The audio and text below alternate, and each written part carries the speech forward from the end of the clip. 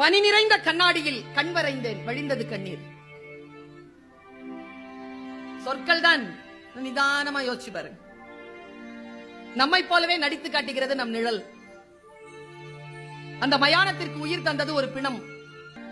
எந்த கிளி ஏமாற்றி சென்றதோ தாடியுடன் இருக்கிறது ஆலமரம். பளிச்சு பளிச்சுன்னு எழுதுறாங்க, குட்டி குட்டியா எழுதுறாங்க.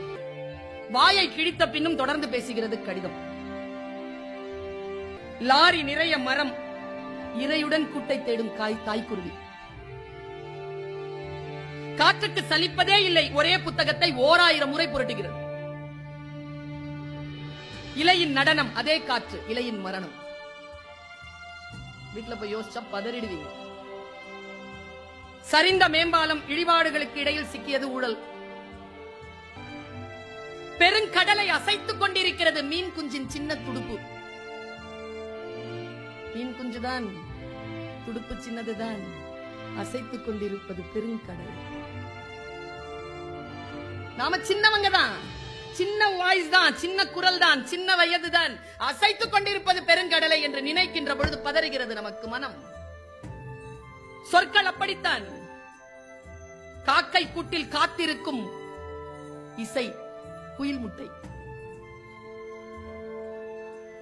எனக்கு ரொம்ப ரசிச்ச ஒரு கவிதையை சொல்ற பாருங்களேன். உங்களுக்கு தெரியல, நீங்க அந்த மனத்திற்குள்ள நீங்க உள்ள போகணும். கீழே ஊதாங்குழல் இசைக்கிறாள் அம்மா, ஊதாங்குழல் இசைக்கிறாள் அம்மா, நடனம் ஆடுகிறது நெருப்பு. குழியில் விழுந்த யானை ஏறி செல்லும் எறும்பை வியப்புடன் பார்க்கிறது. விழுந்த பின்னும் பறந்து பார்க்கிறது பறவையின் இறகு. விழுந்த பிறகும் பறந்து பார்க்கிறது பறவையின் இறகு. இறகு குட்டி போட்டது பள்ளியின் நினைவுகளை. ரயில் மோதி குளிரும் யானையிடம் அழிக்கப்பட்ட காட்டின் குரல். யாரிடத்தில் சிந்தனையும் சொல்லும் மிகச் சரியாக சேர்கிறதோ அவர்கள் போதி மரத்தில் உட்கார்ந்திருக்கின்ற புத்தனை விட குறைவானவர்கள்.